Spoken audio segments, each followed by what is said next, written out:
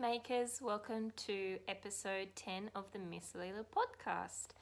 Thank you so much for joining me. I hope you've been having a lovely crafty time since we last spoke.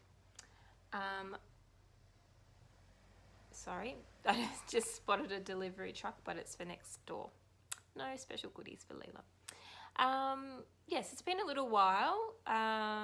Life has been a little bit busy. We have been on holiday to Victoria. We did a road trip. So we were away for a week at the end of October and the start of November. It feels like that was ages ago, but really like it was only 4 weeks ago, but it feels like it was a lifetime ago now. And then last week I had the big Etsy Made Local market, which I was both the store holder but also an organizer for. So that's over. I also did a very soft launch of the Maker's Stash, which I'll talk more about later.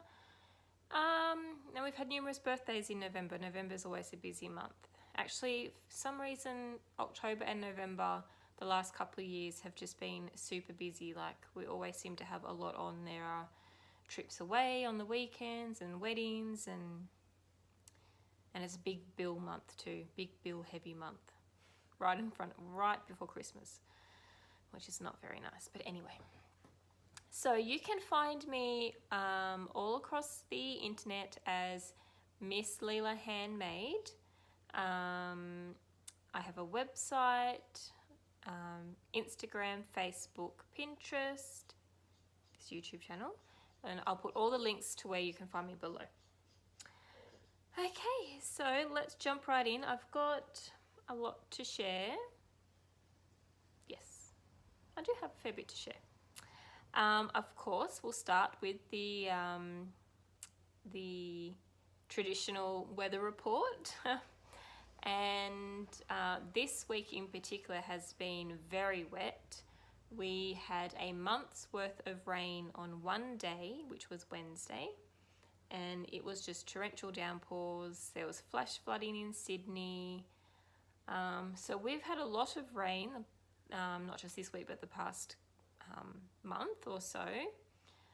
Poor Queensland at the moment, they're battling really severe bushfires, which is a little bit unusual for Queensland. Normally they get the hurricanes and they get flooding and that sort of thing. But yeah, they're suffering through a bit of a firestorm at the moment. So my heart goes out to them because I've been through it. We didn't lose our home, but we lost a lot of homes in our street. It was 5 years ago, actually. 5 years ago last month when a big bushfire came through the town where I live and it came through our street. And we were quite lucky. Others were not as fortunate. So I do feel for all those people. It's such a scary time. Apart from the rain and the bushfires in Queensland, it's actually been quite a pleasant spring. It hasn't gotten too hot. We've had a couple of mid 30 degree days, but mostly it's been around a sort of 25 to 27 days, which is quite nice and pleasant, really. So yeah, anyway, I don't have any finished objects. Well, I do, but I was making a lot of things for the market. So I'll share some things that I'm going to be putting into the shop a little later. So they're the only finished objects that I've got. I don't have any personal finished objects.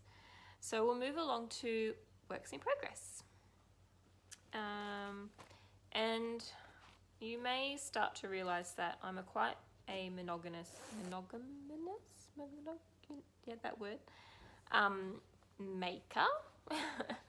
I tend to work on maybe 2 sewing projects and I'll work on them religiously until I get bored with working on those ones. And the same sort of goes with crochet or knitting. I sort of work on something and work on it, and if I don't finish it, then, well, I work on it until I finish it, or if I don't finish it, I'll work on it until I get bored and want to start something else, and then I'll go back to it. But I thought I'll show you my progress on Tilly's knitted scarf, because I've actually made a fair bit of progress. So last time I podcasted, I was up to here, so I've done that much. And since then I have done this much.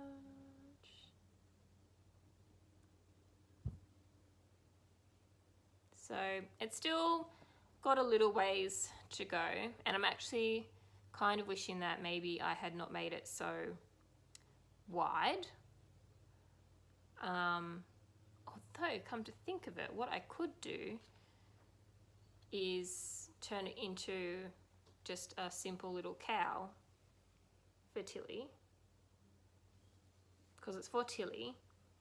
So it's actually quite a wide scarf really for, I mean, it'd probably be all right for me, but I think I made it a little bit too wide. But maybe I should just knit a bit more and then make it into a little cow, because then when that's scrunched down onto her little neck, that will actually be quite snug, wouldn't it? And I would like to move on to something else now. I must admit that I'm getting a little bit bored of just knitting garter, but it is very pretty. This yarn is beautiful from Jazzy Makes. I'll put links to that in the show notes, and the show notes will be on my website, blog. So my gauge has loosened a fair bit. So when I started down here, it's a lot tighter. I was using bamboo needles, and then I switched to these just straight metal needles. These are 4.5s, and you can see that my gauge has definitely loosened. Can you see that? Compared to that, and then that. So it's definitely loosened. I kind of like the look of it when it was tighter. But I think that's the needles. So I think if I was to go back to a bamboo, I'd probably start knitting a bit tighter again. There's a couple of rows here where I did, when I took this to, I went on an Etsy summit for Etsy team captains, and I had to switch to bamboo needles so I could knit on the plane.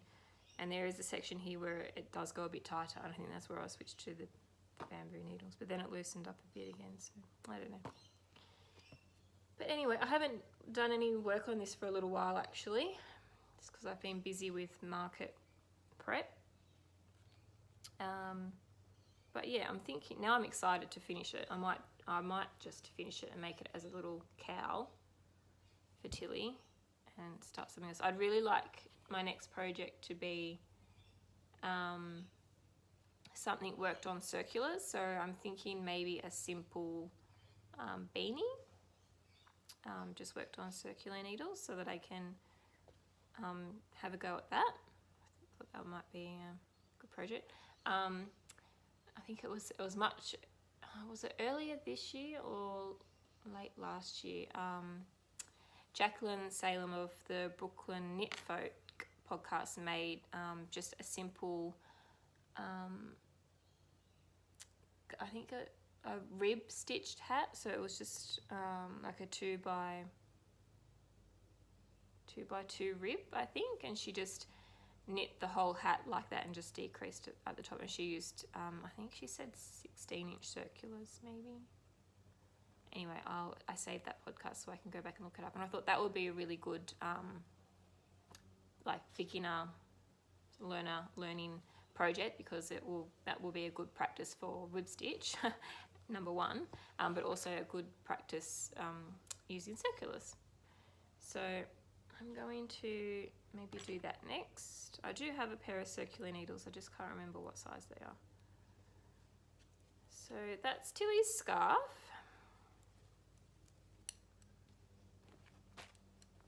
And oh, that's where my tape measure went. I was looking for that. Usually I keep a tape measure in my handbag, but it's in my project bag for some reason. Leave that out, so I'm going to put it back. Never leave the house without a tape measure. So that's in my beautiful Quilt Queen project bag, which I absolutely love. So that's that one.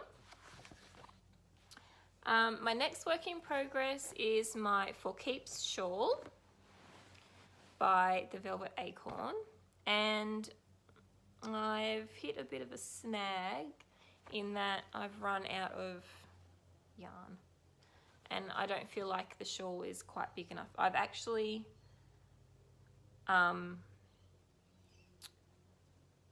ended up making the large size shawl. The pattern has this like a medium, small and a large size, and I ended up going all the way making the large size because when I got to the small size I was like, well, it's not big enough. Like when I put it on, the tails don't come down far enough because it's a triangular shawl.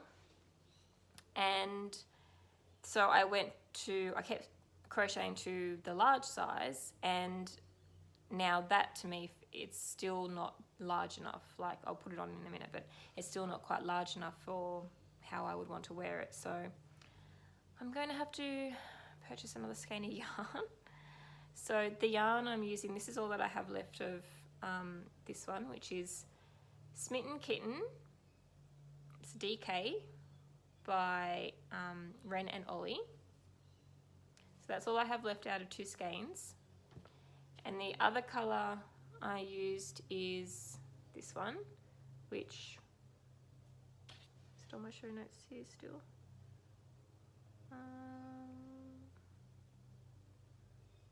No, I think it's called Parfait from memory, which is also a Ren and Ollie one. So that's like my little contrasting thread. So I'll show you the shawl. So it's just on hold until I can purchase some more yarn from Ren and Ollie. But this is the shawl.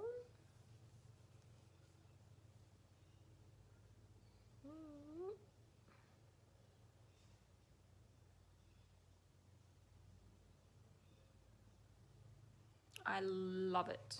I love the yarn. The yarn is beautiful and soft. I just love the color as well. And I love the pattern. I think I've shown you the back.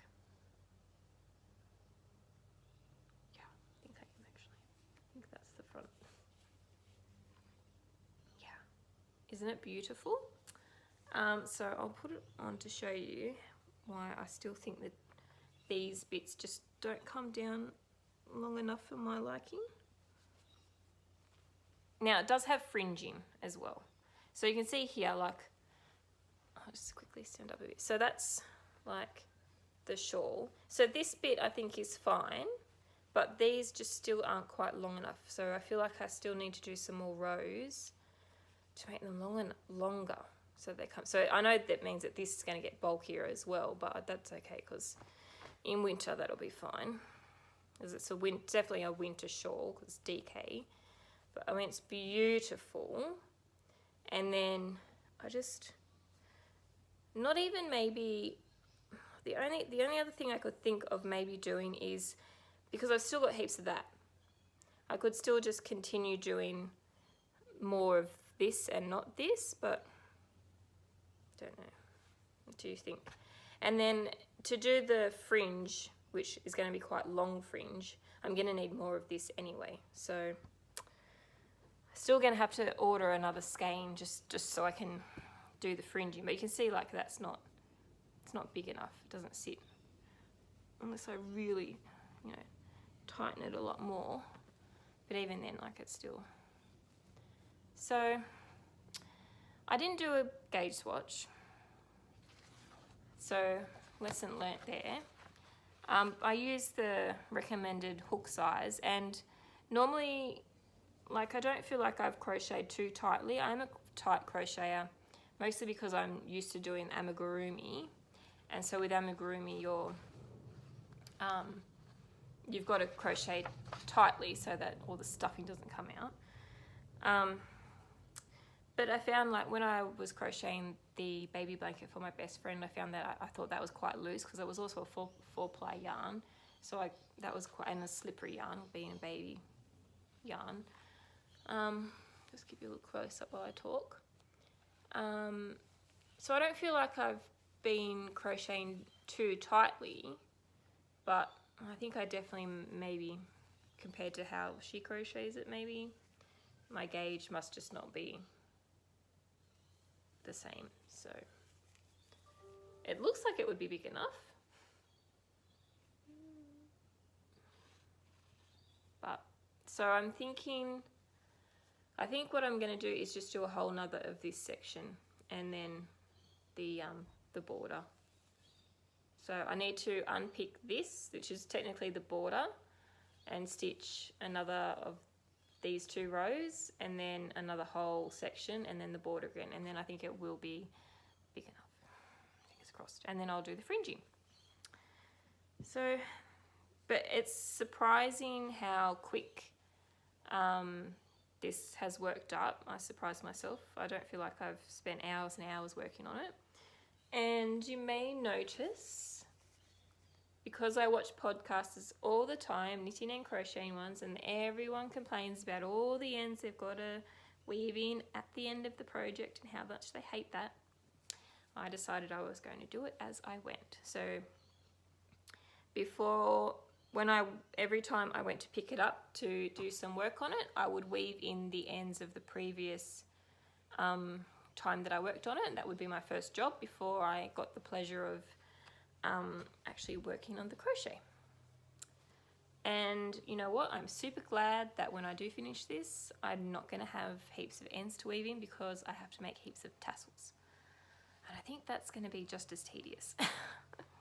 So that's my For Keeps shawl. If you're interested in making one, there'll be a link in the show notes to where you can find that pattern. But I am enjoying it. And I'm keeping it in my gorgeous My Creative Garage project bag, which is a great size for a big shawl or a sweater. I fell in love with it at Skein Sisters, and Dad bought it for me for my birthday present. Love it. Okay, that's that one. And then I just thought I'd show these because I'm going to make some more. This year, every year for Christmas, I do a different theme or colour scheme for our Christmas tree. So in the past, last year I did like berries, like wild berries kind of colour scheme. So it was all purples and reds, pinks and gold ornaments. I've also done sort of like a coastal tropical sort of theme, which was all like aqua blues and teals and mint greens and silvers. I did a rainbow tree one year. That was super fun. I had to buy lots of baubles for that one. I've done a traditional red and white. I've done traditional red, gold and green. I've done a blue and white one year. I sort of start to forget them. But this year I decided I'm just going to do it's sort of going to be a bit of a Nordic style, I suppose, but my colour scheme is pretty much just white and silver, maybe a bit of like greys and ivories, and like timber.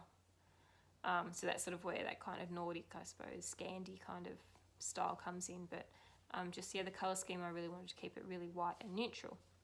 And also this year I wanted to try and actually make some ornaments this year. So I went down into my craft books, because I don't know about you, but I have lots of beautiful craft books and magazines, and I hardly ever make anything out of them, which I really want to change. So I went down and I grabbed this book, which is beautiful. I love Emma Lamb.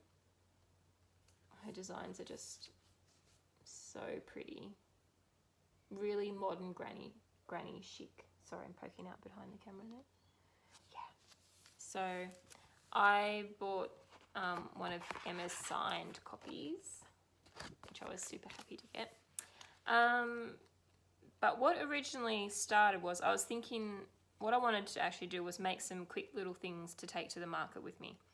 And so I got this book out to have a look and see if there was some quick little makes that I could use to make some things for the market. And I opened it up and came to this page. This is called the Oversized wall flower hanging. So it's just these crochet wallflowers. Now in here Emma used like the jersey, you know, the t-shirt yarn, but I had some of the it's a Vera. I can't think of what the bloody sorry, censor. I can't think of what the yarn's called, but it's like it's very similar to this yarn, which is Panda's soft cotton chunky. It's pretty much exactly the same, but it's by Vera. So I made these, and so I thought they'd make really nice coasters. So I actually made 3 sets, one in this color, one in a pink, and one in a mint green. And I sold 2 sets of them. But when I was making it, I thought, oh, that would make a really nice Christmas decoration. And because the yarn is such a chunky yarn, there's no need to block this. It's really quite thick and sturdy. So when I finished off, instead of just weaving in the end, I made it as a loop and then weaved in the remaining end. So I've got 2 made up. So I think I'm going to make some more of those. I've got this yarn also in like just an off-white colour. So I thought I'd make some of them. I thought they'd be really cute Christmas decorations. And I was on Instagram the other day, and I was looking, I follow Lulu Loves Crochet, her podcast, and I follow her on Instagram, Emma, and she's just put a pattern on her blog, pretty sure it's a free pattern, for a crochet blanket, and it's a star motif with a small coloured circle in the middle. So I thought maybe I might make some of the star motifs as Christmas decorations, just without the coloured centre. And in this kind of yarn as well, this thick cotton chunky yarn. So yeah.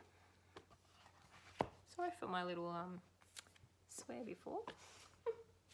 Just slipped out. Okay, so that's all my yarny related works in progress. I'm just gonna have a little sip of tea. I'm drinking some strawberry and loganberry tea today. It's a nice summery tea. I haven't tried it as a cold tea, like as a cold tea, but I think it'll be very nice with some like ice cubes and frozen berries in it. That'll be really nice. Oh, sorry. Okay, so onto some English paper piecing. So I'm still working away on my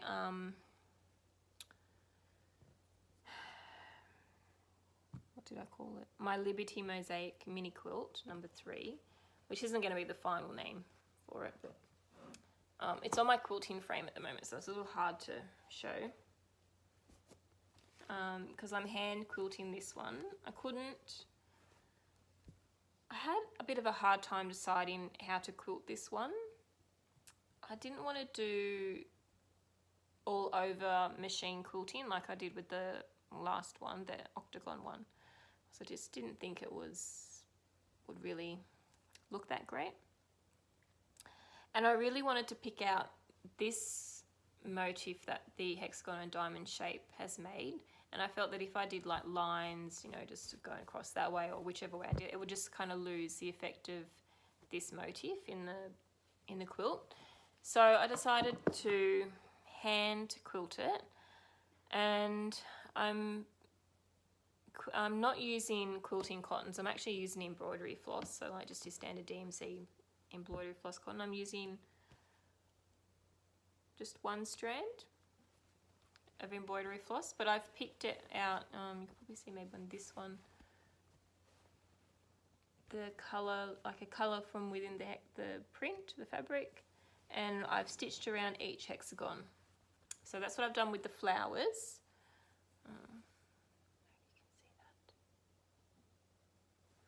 And I'm not the best hand quilter, to be honest. My stitches are not always even. So I think I've just got 2 flowers to go. So I've got this one and this one to finish. and then I might stitch this cross section, but like these sides have been stitched when I've done this, so or I might not. It might be enough just to leave it like that. You might be able to see here, I was tempted to do a line of stitching like this. You can see those blue lines there. So I drew it on and then I was like, oh, actually no, I don't think so. So I find quilting the hardest thing to decide when it comes to a quilt. When I'm doing my clock quilts, it's not that hard because I just do very simple, you know, just like square blocks or half square triangle blocks. So quilting, that's not really a big deal. I just do it, and it's just a lot of straight, you know, lines, whether it's on a diagonal or horizontal or vertical. So when it comes to clock quilts, quilting doesn't faze me. But when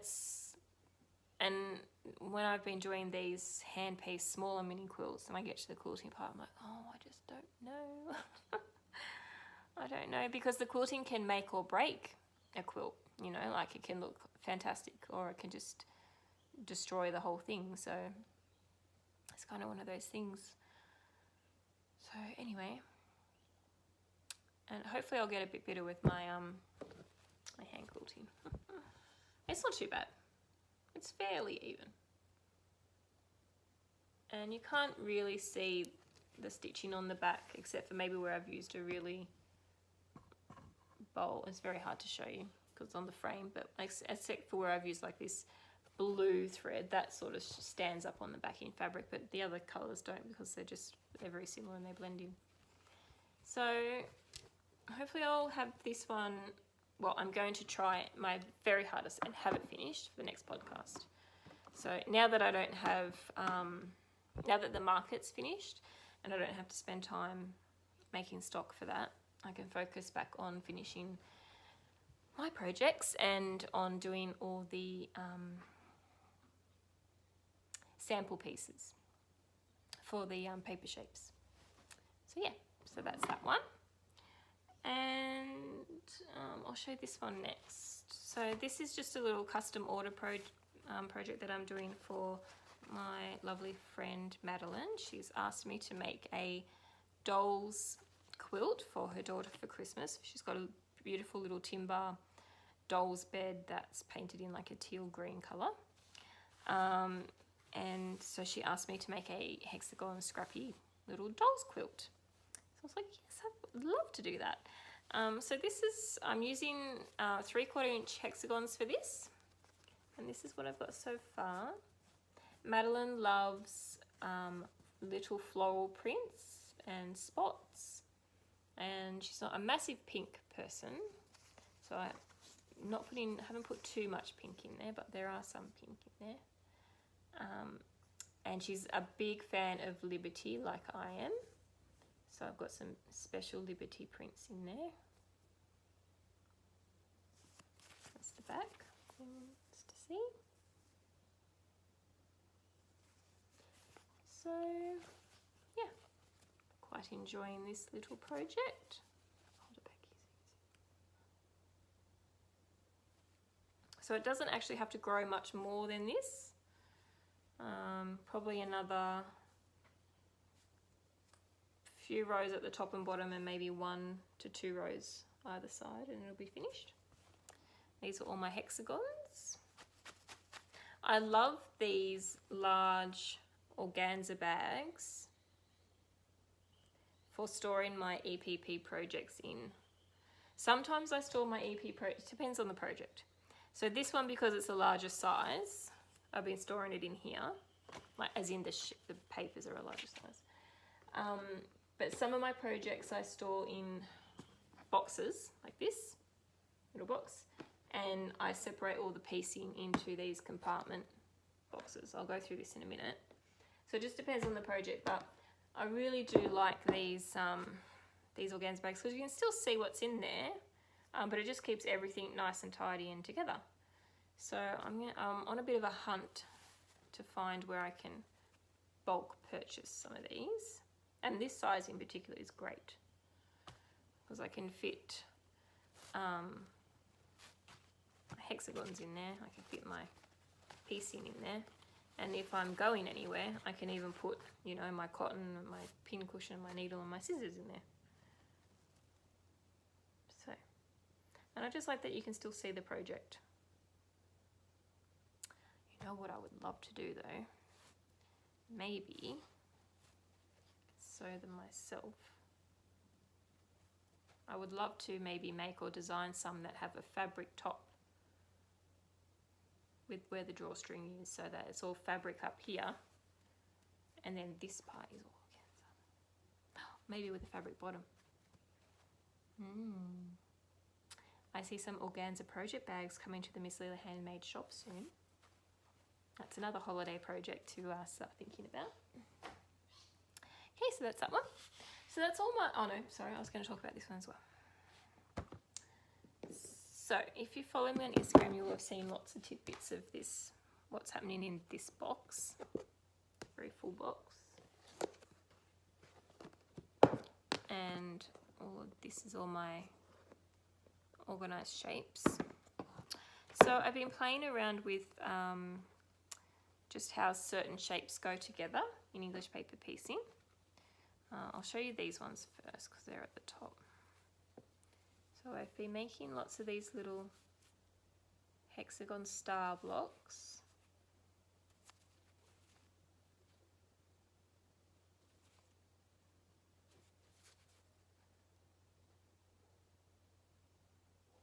They're so cute. I've got just a couple more to put the white diamonds around, and then I'll be starting to piece this little mini quilt together. But I've got heaps of these, heaps of them. So these are 1/2 inch diamonds. So that's all those. But then I was experimenting and making sort of little medallions or mandalas maybe. Just piecing a couple of shapes together. So there's this one. So the size of all the shapes I'm showing you are all 1/2 inch. So this is 1/2 inch jewels, hexagons and diamonds sewn together. I really like that one. That one's really pretty. Then I've got this one. Again, all 1/2 inch. And it's interesting to see the different shapes that form depending on how you put the jewels together. So, for example, you can put them together like this, which makes a nice cute little flower. Or you can put them together like this and make this flower. Or they go together like that as like hearts to make that flower. So you're going to make 3 different flower shapes using the jewels. This one.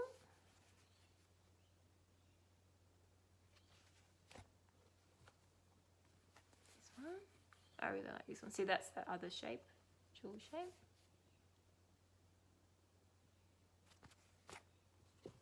This one.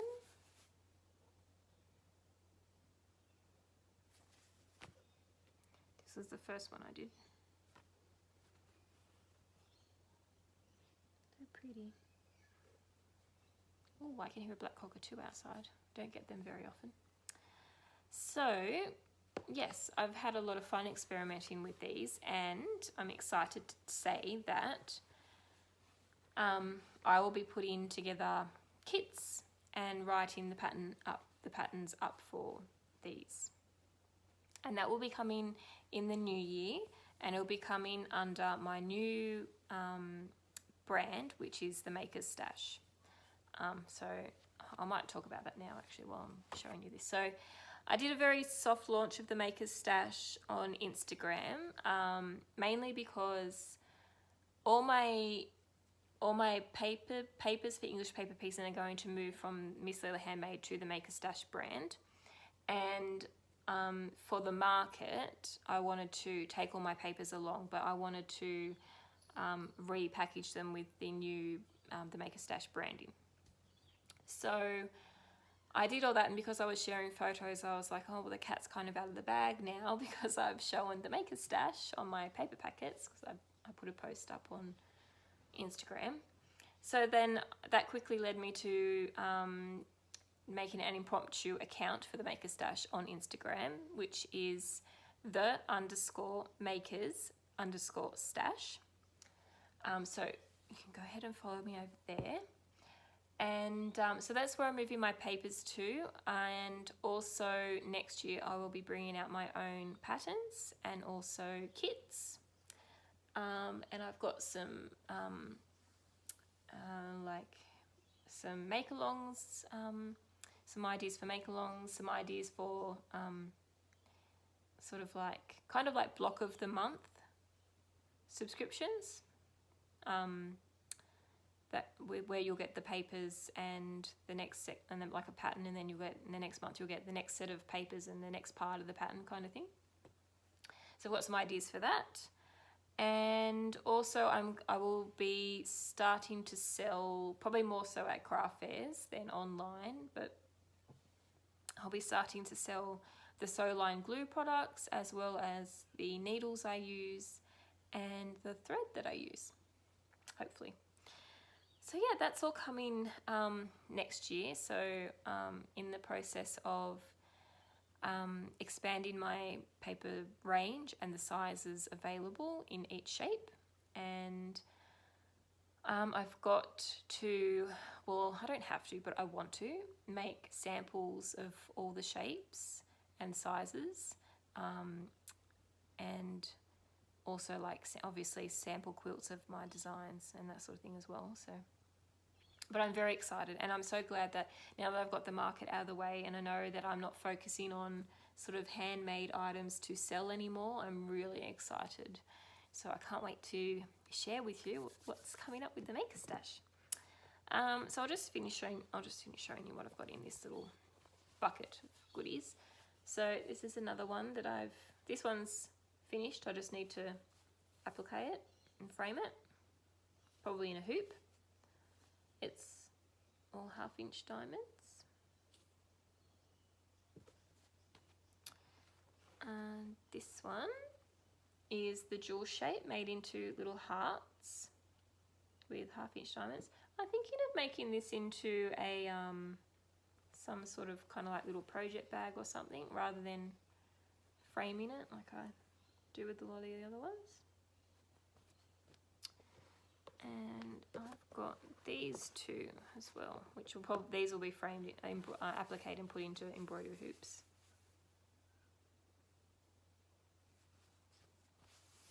So that's the jewel with hexagons and equilateral triangles, 1/2-inch equilateral triangles. And this one.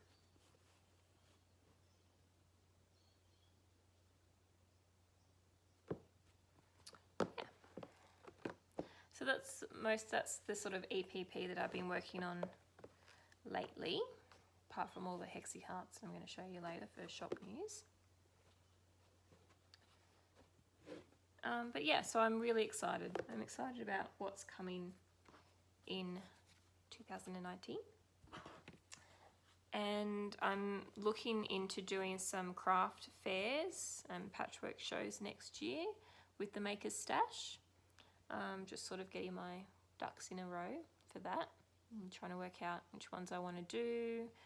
A lot of the local quilt shows around here have moved to biennial quilt shows. One of them I think is even every 5 years, I think. Anyway, so I'd really like to hit up some of my local quilt shows next year if I can. Okay, so I'll just put that down there. And this is my little, I'll just show you these. So I really love, because I do such small shapes, I really love these compartment type containers. This one, all these clip off. So it's a good way to organize a project, especially when you're doing like a specific fabric range or color range and you're doing lots of different shapes. So I've got all my diamonds are in one container. I've got the jewels in this one, and then my hexagons in that one. So it just keeps them all nice and tidy and easy to find. And it also makes it very portable, especially when it has a little handle at the top. And I can carry that wherever I need to go. Okay. Let's get some more tea. It's probably cold now and I can tell you how nice it is cold. Oh, it's getting cold.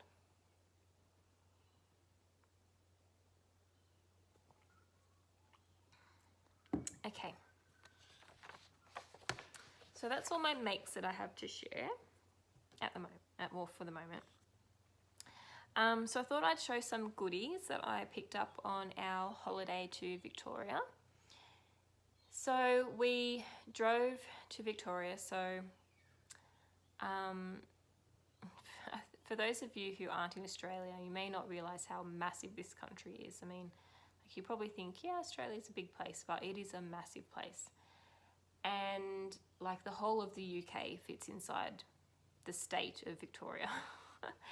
So it's about, if you were to drive in one go non-stop, like straight, it's about a 10-hour drive from where we live to our first stop in Victoria, which was Wangaratta, which is just on the other side of the border between the two states. No, sorry. It's 10 hours to Melbourne. I think it's about 10 hours to Melbourne. It was 5 to 6, somewhere between 5 and 6 hours to Wangaratta, which is just the other side of the border.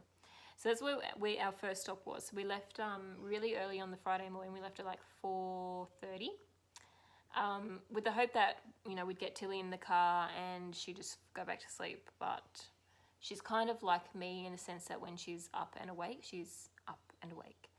She did fall asleep in the car for about an hour and a half when we were on the freeway, and then that was pretty much it. She was just awake the whole time after that. And but we gave her the iPad and she watched, I think we've watched Moana about 10 times while on holidays. Or the Wiggles. But she was actually really well behaved. I had lots of snacks and that kept her occupied. But because we left at like 4 o'clock or 4:30, we got to Wangaratta sort of at lunchtime, so it didn't really feel like we had a massive drive, even though we had been on the road for a long time. It didn't really feel like that. Oh, it's starting to rain and I've got tablecloths on the clothesline. It's starting to rain, but there's blue sky out there. I don't think it'll last long. It's fine, I'll just leave it. So yeah, our purpose for going to Victoria was actually to go to a wedding in country Victoria. But I thought, since if we're going to go all the way, and we talked about flying down, but we thought by the time we muck around at this end at the airport, at Melbourne at the airport, where the wedding was is nowhere near Melbourne, so we'd have to have gotten a hire car to drive to the wedding.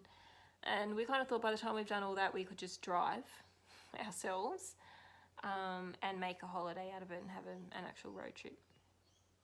So our first stop was Wangaratta, but on the way we stopped at the Dog on the Tucker Box at Gundagai, which I'm going to cut together some footage, which I will have already done and you've seen before I talk about it, or I'll put it in after I've talked about all this stuff.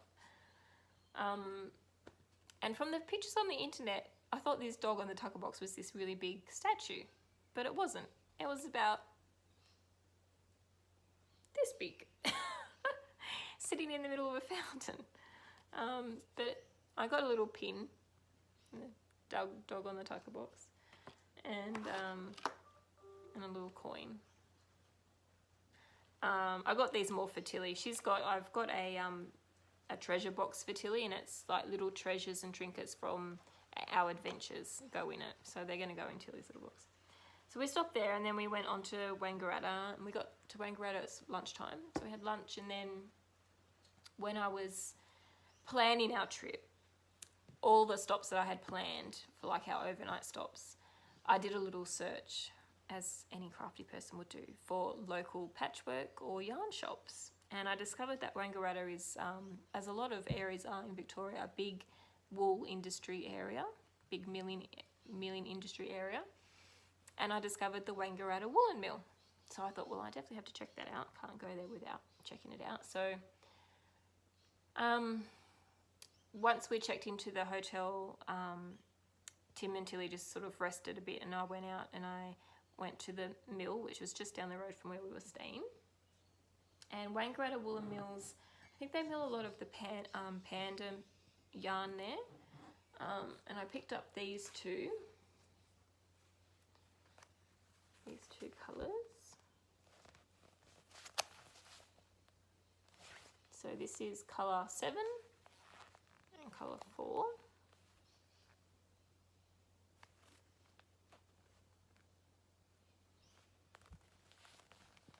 That's a chunky yarn. What I actually like using these yarns for is making like crochet baskets with. So I got those two. And then I just had to get some actual Wangaratta Woolen Mill yarn. This is just acrylic yarn, but I thought I'd make something nice for Tilly. That's just an 8-ply. And then this is, it's so soft. I know acrylic yarn is not the most environmentally friendly, but it's just so soft, and it's so perfect for kitty makes, so they can chuck it in the wash. This really nice, pretty, pale pinky colour. It's a 4-ply. That's actually 60% acrylic and 40% nylon. So I got those, and I also picked up this bag of pure wool roving to practice spinning with.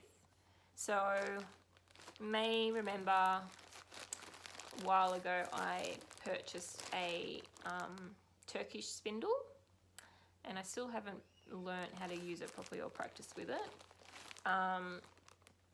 Mostly because I bought some alpaca roving at the time, but I was like, oh, I don't really want to practice with that because it's a beautiful, like, sparkly, soft roving.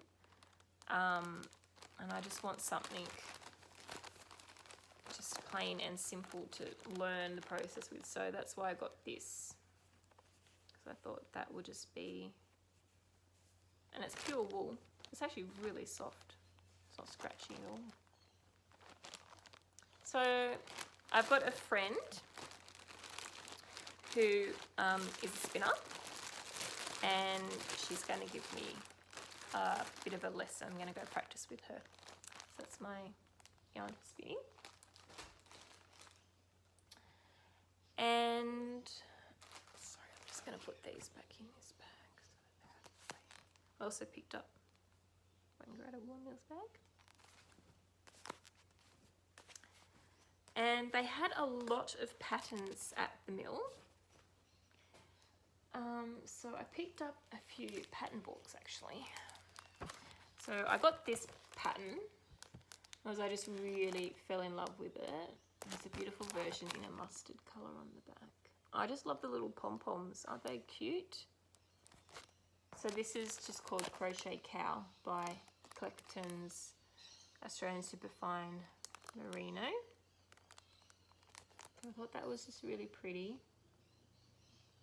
So I got that pattern. It was only $7. And then at the entrance they had a whole heap of free pattern books. Some of them were a bit but I found this one which I really liked. This is Patterns book, Mist, $12.99 pattern book. So I really like this one on the front.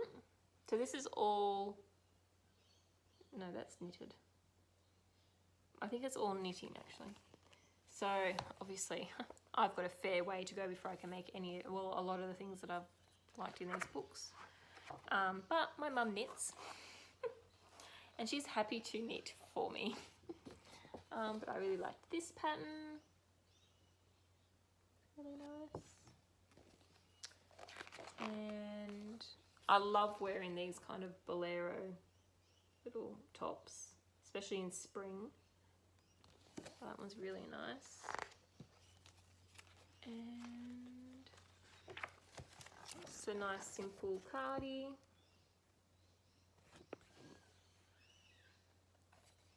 And yeah, that's the one that's on the front.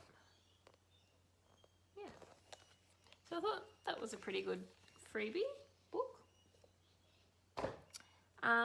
And then they had, so I'm just gonna have some more tea in my throat, it's getting a bit scratchy now. They had a whole heap of Rowan sort of like magazine books, and I had like a massive pile of them and I had to cull them down a bit. But they were all so cheap, they were $5, so it was very hard not to buy all of them. And I bought this one, so all the designs in these three that I bought are by Marie Wallen, which her name sounds familiar. And they're all Rowan pattern books, so I really like this on the front. Show you the pattern. This is a mix of crochet and knitting in here.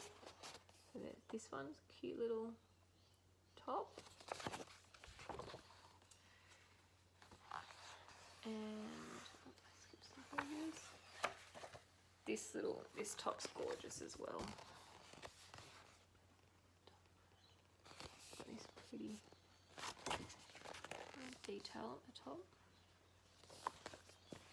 It's raining again. This little top is quite cute.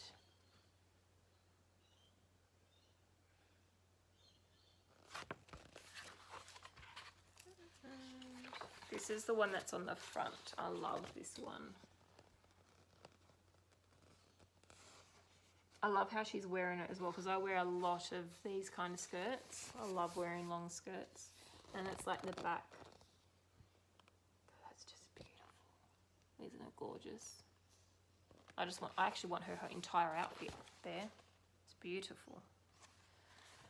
So that's what made me buy. You know how, like, is there always, whenever you look at a pattern book, there's always one pattern that just goes, I'm buying it just for this pattern. There are other nice patterns in there, but I really want it just for this one. This one's quite nice.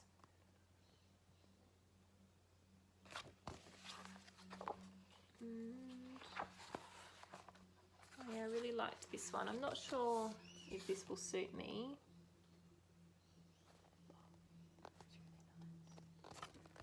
That's a knitted one. It looks fairly simple though, the construction. It's just garter in like different panels. Like a checkerboard kind of effect. And oh, this is the other one that really made me purchase this particular pattern book, because I think that's just beautiful.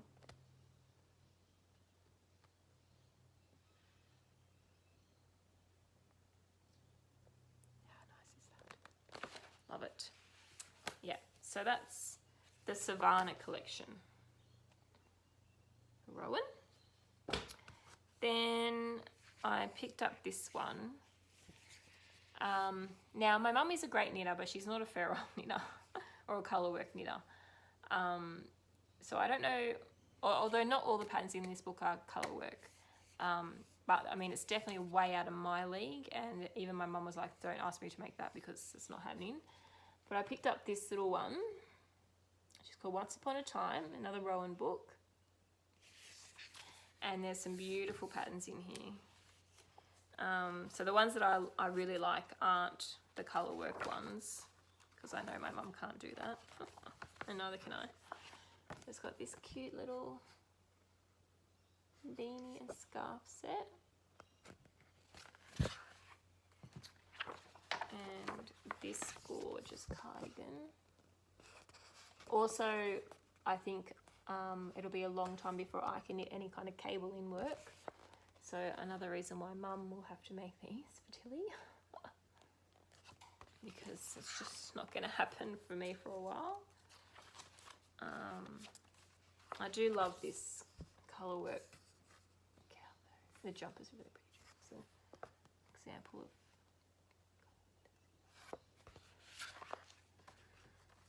But this was my favourite one in the whole. Isn't it beautiful? And she's so cute too. Look at that. Just love this detail.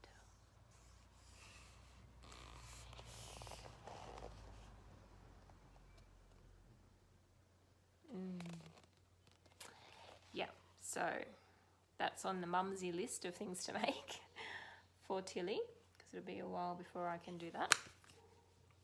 And the last one I got was this one called Filigree. And this one is a combination of knitting and crochet. And I'll just show you the ones that I like. So again, this is what made me buy this particular book, was this pattern. Isn't that beautiful?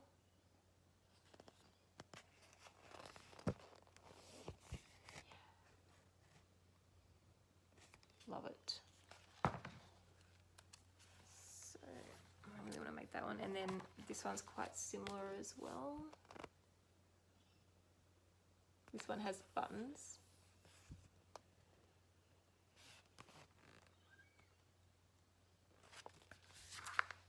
And there's lots of nice ones in this book too. This is really cute.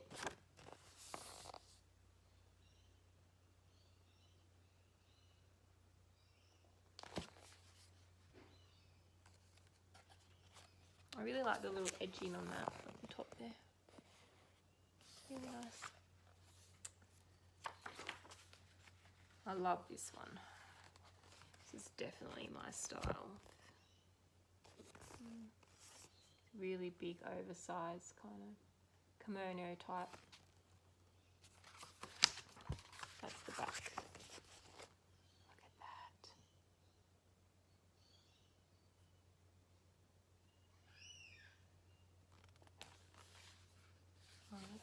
Right.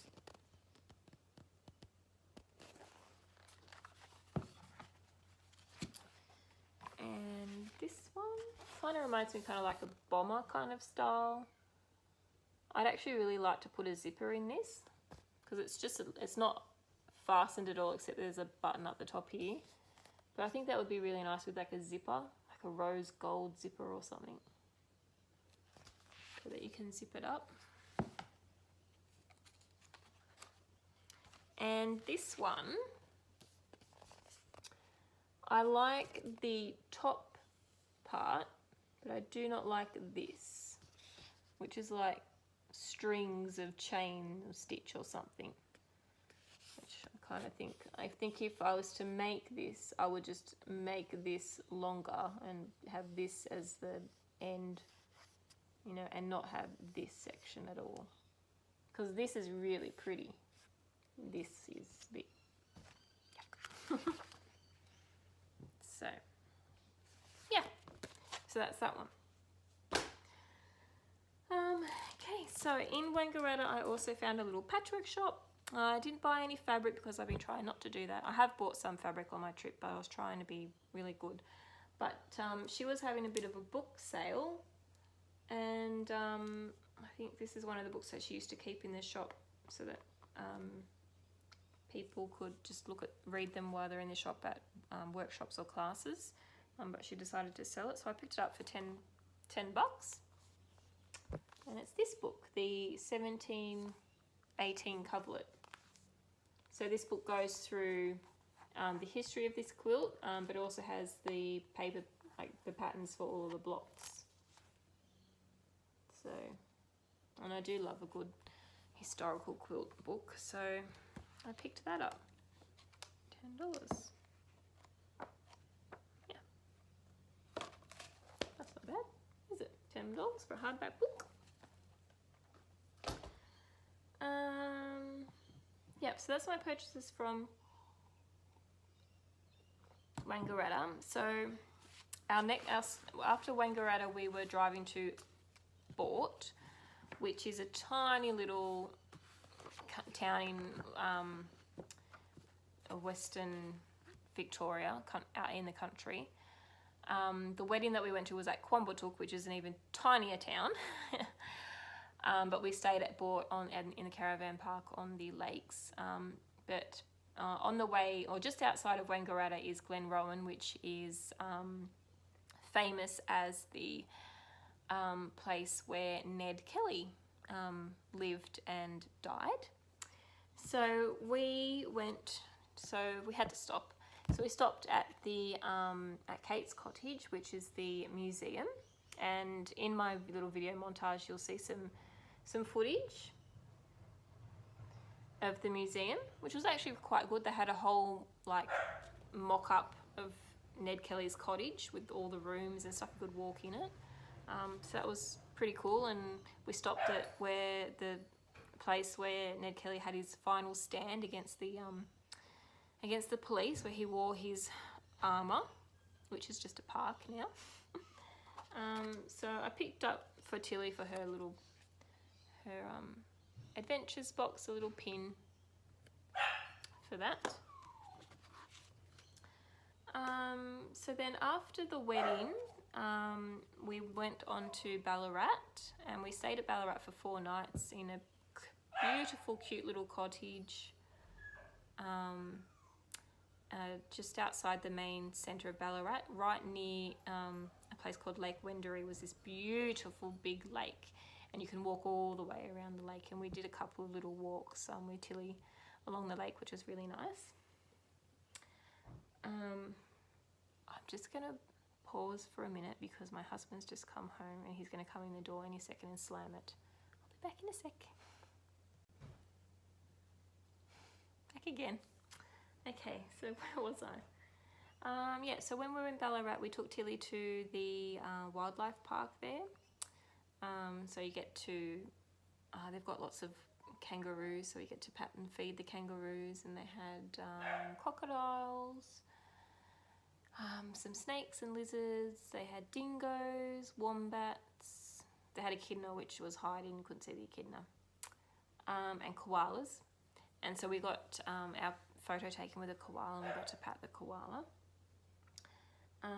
So I picked up for Tilly another like coin, her box, and she got some other like little toy souvenirs. But that was really fun taking her to she was more interested this time. Last time we took her to a wildlife park, all she wanted to do was play on the playground instead of looking at the animals. But this park didn't have a playground, so she wasn't distracted by that. She really enjoyed feeding the kangaroos, which was really cute. So we did that in the morning, and then I had a bit of time in the afternoon to sneak off and visit a quilt shop. And the day before, we had driven to Geelong, which I'll talk about that in a minute. And on the drive out, I saw a sign for this particular patchwork shop that I was going to go and check out. And it's the first time I've ever seen a tourist sign, like a state, roads and traffic put in place tourist sign, pointing to a patchwork shop. And I thought, this patchwork shop must be pretty special to have a tourist sign. And you'll see from the video that I'm going to pop in that it definitely was. It was the most beautiful patchwork shop I think I've ever been into yet. It was in a beautiful old stone cottage with big high raked timber ceilings, and she has some beautiful fabrics in there. She had lots of beautiful notions as well, beautiful lace and ribbons and like little, it was just a treasure trove. I think I was in there for over an hour just wandering around and looking. So I did come away with some fabric from there. But I tried to be really like, I'm going to buy this and I'm going to make this with it, instead of just buying it to put in my stash. So I'll show you what I got. I got this one, which is a Free Spirit fabric. It's from the Nicey Jane by Heather Bailey range. So I'm thinking some cushions with that one. And okay, this one maybe I bought because then I wasn't sure. Oh, maybe probably a project bag actually. I bought this one. Now I'm not too sure who this one's by because the selvage is not cut in the right place for me to read it. That's really nice. Definitely my colours. This is another Free Spirit one, which I was actually thinking project bag as well.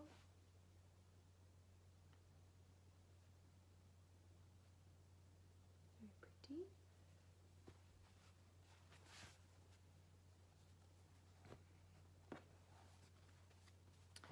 And then I got two Tilda ones, which I'm not a massive Tilda fan, but I just really liked these ones. Really cute, this little small scale print. And then I got this one as well. I just love how retro that is. It reminds me of like that 60s, you know, retro patterns. They're really cute together. And actually I thought these two I might use with this one maybe, or at least I'll use this one with it. I bought this. Did you see my husband just walk past? I bought this farmyard scene Tilly. I thought that was just really cute. And I'm going to maybe, I think I'll definitely team this one with that. I'm going to make Tilly a library bag. I recently, I haven't had a membership to our local library since I was in high school. So I redid my membership, and I also got a membership for Tilly. Because I don't know about anybody else with kids, but they like to read the same book over and over and over and over and over and over and over and over and over again. And you can't just keep buying new books all the time. So I thought maybe I'll get a membership to the library and then we can borrow some books. Not sure yet how she's going to go about the fact that she has to give them back, but we'll see. So, but I thought for Christmas I would make her, hopefully if I get it done in time, a library bag with her name on it out of some nice fabrics. So I thought that would be really fun to use for the library bag. And then I got this pretty little unicorn fabric as the starting fabric for a cot quilt that I need to make for one of our new little nieces. So that will be oops, upside down. Yeah, so that was really pretty. So this is the base, or what I'm going to base the quilt on. So I'll pull fabrics from my stash that go with this, and I may need to, hopefully I won't need to purchase too much other fabrics to go with it, but even though I've cut my stash by like a third, I went through and I've been through my stash about 3 times trying to cull it out, but I still have a fair bit. So I'm sure I'll find some prints to go with that.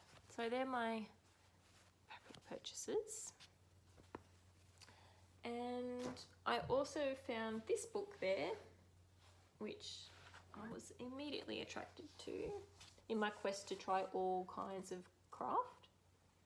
This slow stitching book by Claire Wellesley Smith. And the cover feels so beautiful. You can probably, I don't know if you can see that it's like a fuzzy, it's a fabric cover. It feels really nice. It's like a suede kind of. So she takes you through all kinds of different techniques for this like really textural stitching.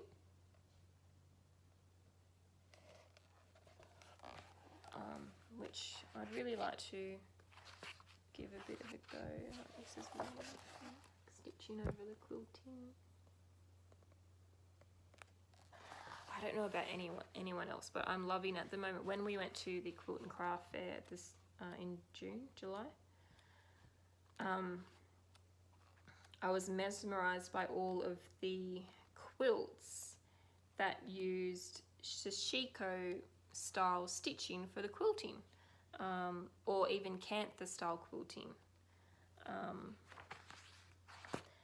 And I really liked it, and especially me being like, it just adds like a whole other element to a quilt. I think it's really quite beautiful. So you can see here she shows you different kind of like stitching and stuff. So yeah, I just thought that'd be really interesting to read, but also give it a bit of a go. Yeah. So yeah, I picked up that book to add to my craft book collection. And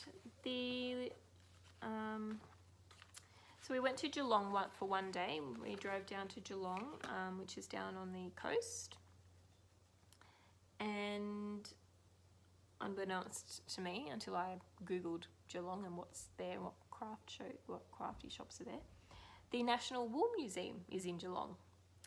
So I wanted to go and check that out. And so when we got to Geelong, we pulled up at the pier. What is it? Cunningham Pier, I think it's called. We walked along the pier, and then Tilly had a play in the playground, and then we walked up to the National Wool Museum, and we walked in the doors. And as soon as we walked in the doors, Tilly's, "Don't like." And I was like, oh God, Tilly, we haven't even got to the museum part. We just walked into the shop part. And Tim's like, why don't you just go and have a look, and we'll go back down to the park, and you know, we'll meet up when you're finished and we'll have lunch. And I was like, fantastic. So I went by myself into the Wool Museum, and I'll cut in some video that I took. But it was really cool, and they had this massive big carpet making loom, which there was a guy there actually working it, and by gosh, that thing was loud. Every time I went to go and take some video, he'd stop, so I didn't actually get much video of him working the loom, so you can't actually hear how noisy it is. But yeah, it was really cool that it went through the whole, you know, it had like, you'll see in the video, there was like a mock-up, you know, shearers' quarters. There was a mock-up of shearers shearing sheep. They had taxidermied the different breeds of sheep that are bred in Australia, and they had fleece that you could touch, and so it was really cool. And then the other half of the museum had all the machinery, so from carding to, I forget all the processes, but you know, carding, spinning and all that sort of thing. They had this big contraption looking sock machine, which I took a bit of a video of, and they had a big loom. So it was really cool. This is like a little brochure that I picked up.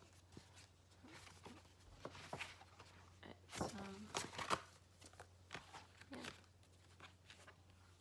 So it was really interesting. I really quite enjoyed it.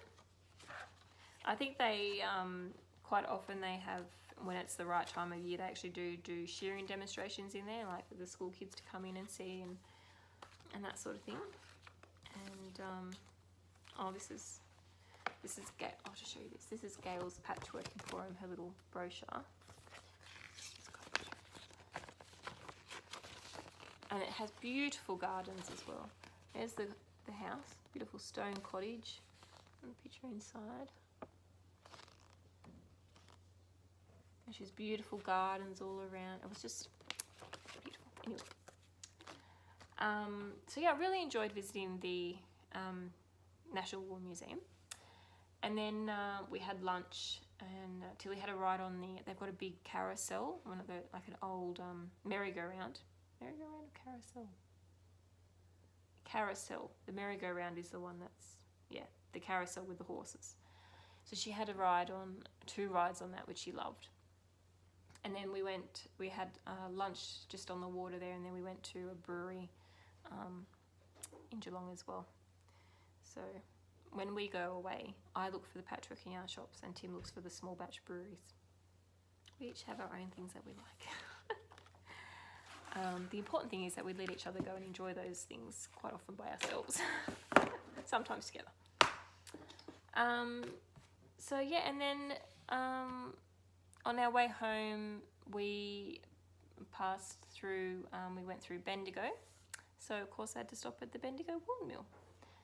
So I picked up a ball of sock yarn which I gifted my mum for her birthday with a pattern, and for myself I just bought some undyed yarn just to do a bit of dyeing with. So I got this big 200 gram ball 16 ply chunky yarn to dye, and I also got 2 skeins of just sock yarn, which is their sock yarn fine merino, and I also picked up a little pin.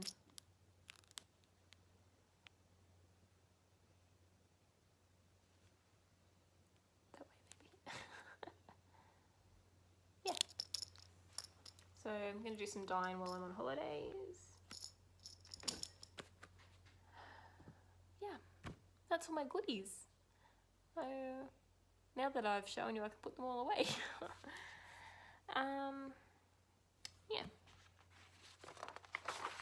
So just checking my show notes. Oh, that's not all my goodies. I was going to show you. Oh, I just have to get up and get it. Just one sec.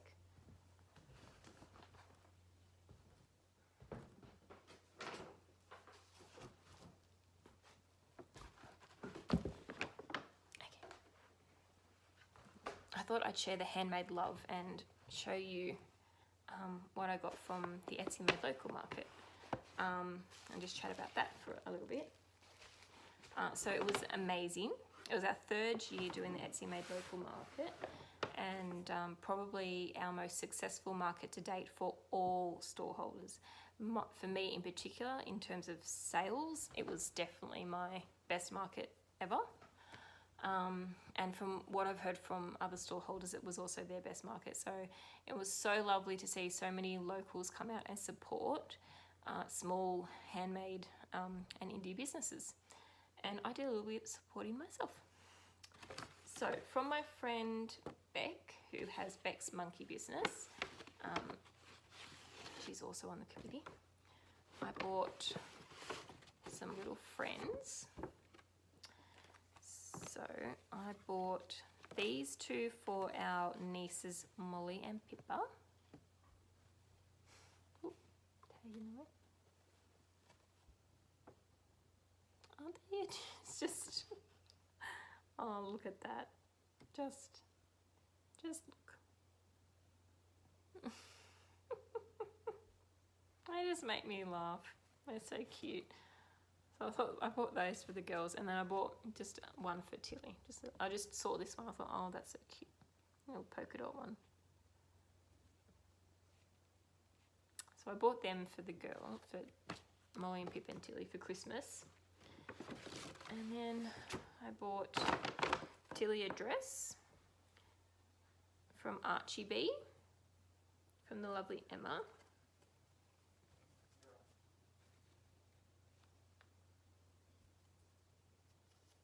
Just thought this will look absolutely beautiful on Tilly with her ginger hair. So cute, little pockets in it, little buttons, Archie. Oh, beautiful. I wish there was a my size version of it. And then I got from my other friend, Quirky Collaborative. She does macrame.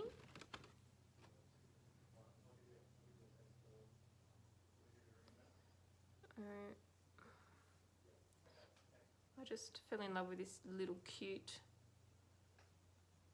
little macrame.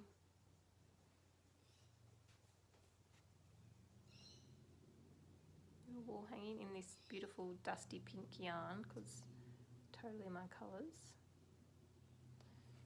And I got this one for Tilly, put in her room for Christmas.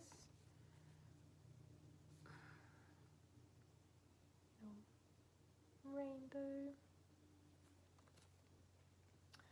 And then I got, oh, I should have unwrapped it from its bubble wrap. Sorry about the crinkling, just a minute. It's not too heavily, but And then I bought an original artwork piece. Well, the frame's a bit dusty because it was so windy on the day of the market. But I couldn't resist it. So I bought it intending it to go in Tilly's room, but it may end up in mine. I just thought it was gorgeous. And I also bought a little card by the same artist. So I'll have link, and her, I can't remember her name. Oh, it's Kieran. I think her name's Kieran. But her business is Whippet, as in the dog breed. I'll have links to all these shops where I bought my pieces from. So yeah, just thought I'd show you those. So the market was fantastic. My gazebo almost blew away while I was setting up, and it has actually bent part of the leg, and I don't know if it's fixable. So that was annoying. So I ended up taking the roof off my market gazebo, and I had to put extra weights on it. It was really windy the day before the market, and the wind died down to about half of what it was the day before, but it was still a bit breezy, and made for a bit of I couldn't put I had bought this not beautiful, but this big retail stand to put all my paper packets on. I'd spent hours hole punching all my paper packets so I could put them onto the stand, and I had a sign, and I was going to have my backdrop up with all my quilts hanging behind me, and I couldn't do any of that because the wind was just going to blow everything away. Or yeah, so that was a bit annoying. But it was a beautiful sunny day. It wasn't too hot. It was quite pleasant, and yeah, it was just really nice. Yeah, so I'll just move on to, I've already talked about the Maker's Stash. Okay, so I'm going to be having a shop update. I'm hoping to get, it'll be done over the course of a couple of weekends. So we've still got some things, both Mum and I, left over from the market. So my mum has some lovely crochet makes, which I'm going to pop up onto the Etsy shop. And also I've got a whole heap of pin cushions that I made, which will be going onto the Etsy shop. And then I've got a whole heap of new Hexie hearts, which will be going, hopefully I'm going to try and get them on the Etsy shop this weekend if I can. That one's already on there. So is that one? No, it's not.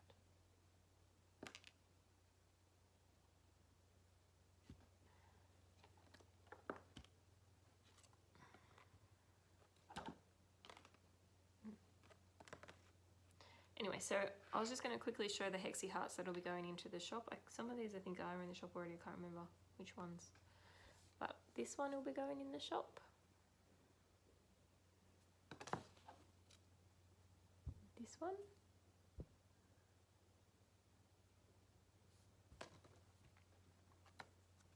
And this one.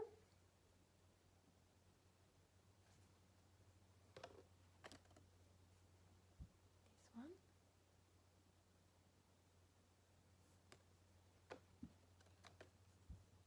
One.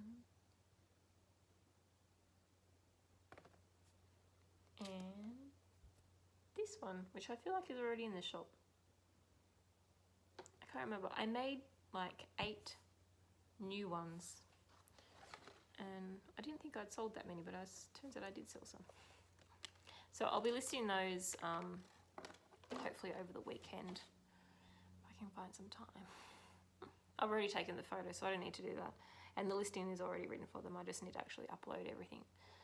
But that still takes a fair bit of time, doesn't it? So just some general chit chat. I went to the movies last Sunday and saw the latest Fantastic Beasts Crimes of Grindelwald movie, which was amazing. Except my friend and I both got to the end and we're like, oh, another one. There's going to be another one. Clearly there's going to be another one. Turns out there's 5 in the series. Don't know if you knew that. I didn't know that. But there's going to be 5. And it'll probably take another 5 years for them all to come out. So, yeah, that'll be good. but yeah, we loved it. And then we were talking about it all the way home, and then the next night I had a thought and I messaged my friend, and then she's like, oh, and what about this and this and this, and we were like talking about the movie, like, do you reckon this is going to be this person, you know, and like, you know, and we were like talking about where we think the next movie, what the next movie is going to be about, and then one after that and stuff. So it was really good. And then yeah, not much else has been happening. So with only we've got like 25 sleeps nearly till Christmas. That's pretty scary. I've got 3 weeks left of work, and then we're off for 4 weeks. So I'm looking forward to that. Looking forward to getting some stuff done around the house, some gardening done, lots of stuff for the Maker Stash done. I've already started actually. I make a big list of cleaning and clearing out, tidying jobs that need to be done. The kind of jobs that you save up for holidays. So I started actually today. I like to do all those jobs before I actually am on holidays, so that I don't waste my holidays doing all the crappy cleaning jobs that you don't get a chance to do throughout the year, you know, like really like getting into the crevices and the corners and vacuuming and, you know, washing the carpets and cleaning the curtains and the blinds and cleaning out all the cupboards and throwing out stuff, going to, you know, getting rid of stuff to the charity shop and all that sort of thing. I save up for like this little like period before Christmas, and I try and get as much of that done as I can. And then I like to spend my Christmas holidays doing like bigger decoration projects. Like last year I started painting our bathroom, and I actually have to finish that this year. And yeah, so like big painting jobs or big jobs in the yard I like to save up for holidays. But I try and do the cleaning stuff beforehand. And it feels good. I feel like then I go into my holidays with like this spotlessly clean house. So I started a bit in my studio today because I need to clear out and reorganize some things, especially with where I'm moving my business to next year. I need to make some room for that and stuff like that. So I think that's about all. Tilly will be due for getting up soon, and then I have to take my husband out. He's going to see a band tonight. So yeah, I hope you're all having a lovely crafty time. Oh, that's what I was going to say. So last year I really loved watching everyone's vlogmas, but I'd really love to take part, but not in the traditional sense of loading videos up to YouTube, because I just don't have the time for that. Because I work 4 days a week, and my work day is like I leave the house at 8 and I don't get home till like 6. And then when I get home, I have a shower, and then it's dinner, and then I try and spend, you know, a little bit of time with Tilly, and then it's Tilly's bedtime. And it's not until 8 or 8:30 that I actually get to sit down and do any kind of sewing or anything. And I just don't want to then have to sit down and edit and put together little videos. So I've decided to do Storymas. So what I am going to do is film and upload stories on Instagram every day, and then I'll save the stories to my highlights under Storymas 2018, and then at the end of Storymas I'll cut all the videos together and I'll put that onto YouTube. So I thought that would be, you know, that way I don't have to do any editing. I can just do it on the fly, upload it, and it's there ready for you straight away. So that's what I'm going to do. I'm going to do Storymas. So I hope you all follow along, and that'll be really fun. So I think that's all for this episode, and hopefully I will try and maybe film, let's be honest, Layla, I probably won't film again before Christmas, but I will definitely get a podcast up while I'm on holidays, and I may even have a special guest with me for the next episode. So until then, I hope you have a lovely crafty time, and thanks for watching. Bye.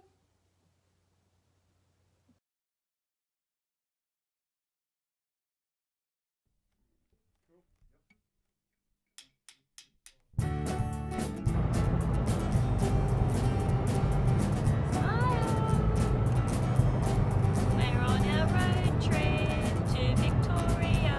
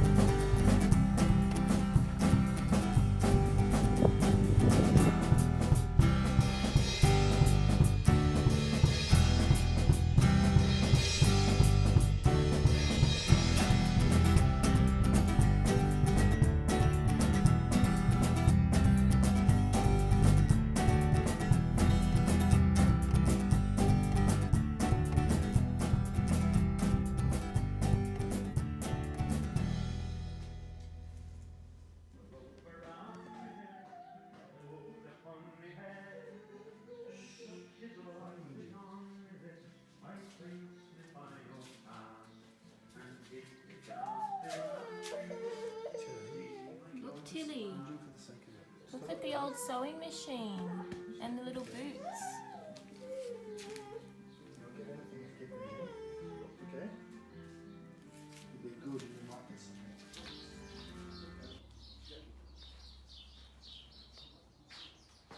Oh, what's in here? The Smithy's Forge.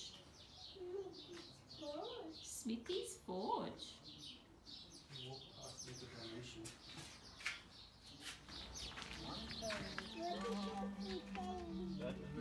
Look. Look, Ned Kelly's asleep. I'm surely dead. What will become of you, my son Ned?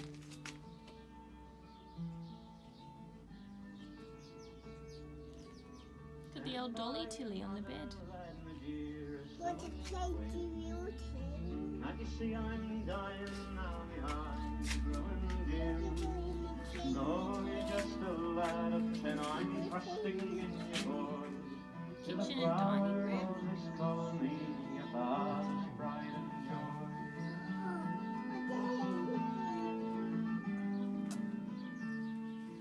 Here's the dear old island, may she soon be free from cast of pressure and fearful tyranny.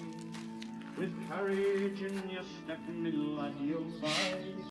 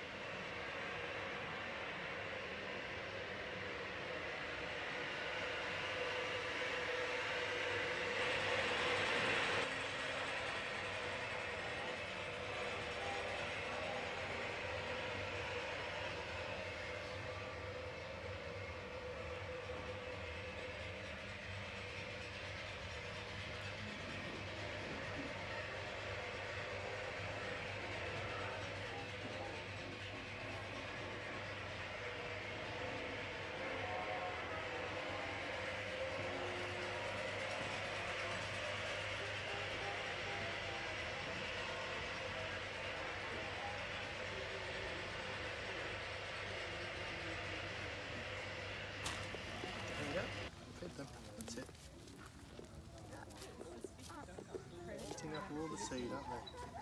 Let's go with some. Oh, this is like sharp teeth. This one. We're at the wildlife park. What is it? Oh, you say hi to Nana and Granddad? Yeah.